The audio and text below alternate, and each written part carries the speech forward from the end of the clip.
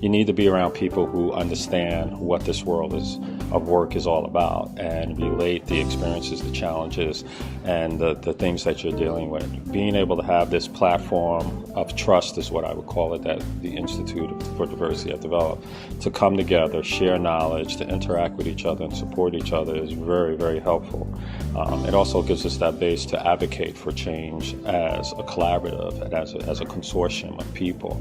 I think that's very important for us to be able to do in order to show what the substance of this work really is.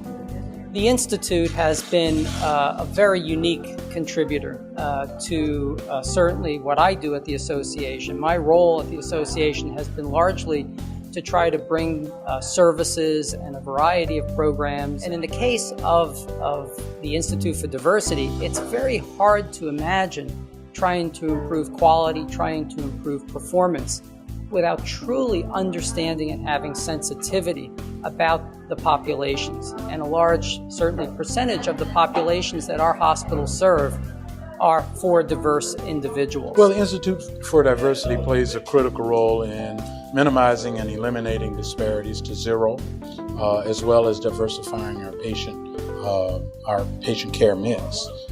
What it brings to the table is exactly what's happened here in Nashville, Tennessee today, and that is an aggregation of people interested in this subject, learning more about the subject, and learning best practices.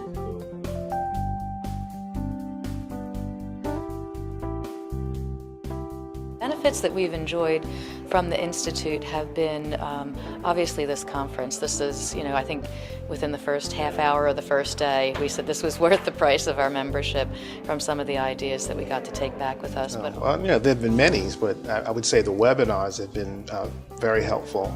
The healthcare industry is changing at a rapid pace right now, and it's very difficult to keep up on all the changes that's happening in the regulatory environment.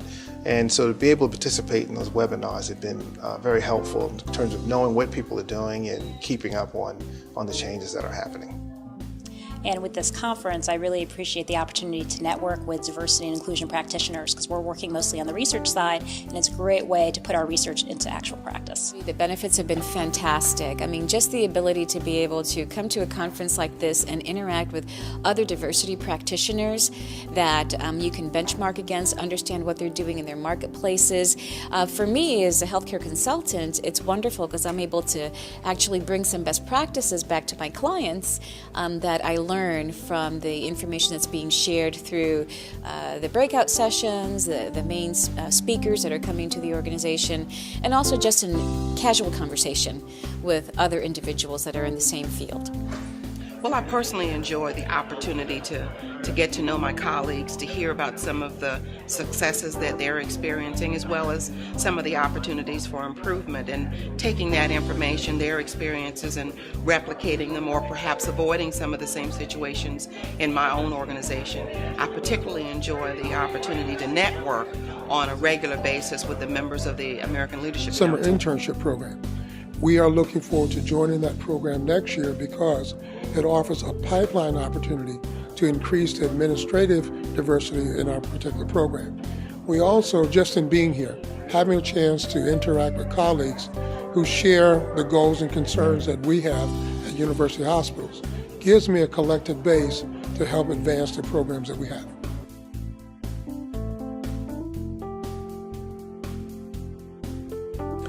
The Institute has been really so instrumental in our growth. I knew that the Institute would help us identify, help us train if needed, help us in every way possible to build our practice, because our mission was so closely resembles the Institute, and that is to help groom, train minorities to have representation at the executive level. Diversity in Health Management is one of the few organizations that really helps the practitioner out there to kind of get information about what is happening in the area of diversity, allows people to know about some of those things that are changing from a political perspective, and also at the same time provides a lot of resources for those of us to kind of grow our businesses and become aware of those things that are occurring. Fred has been tremendous in helping us, opening doors for us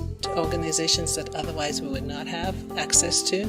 You know, our relationship with the Institute has been very much on a personal basis with Fred Hobby, and he's the one that sort of introduced me to the larger resources of the Institute. And so it's been a mutually beneficial relationship because of the interaction of ideas, so much so that Fred and I are co-authoring a paper that we're going to publish for our members, because I think that paper is really symbolic as well as a real product of our collaboration and a partnership. He wrote a 26 or 27 page report for us, and so when we received that information, we went right to work on Fred's report, and in about a year and a half we had finished all of his recommendations. We just could not have done it without Fred Hobby and the institution.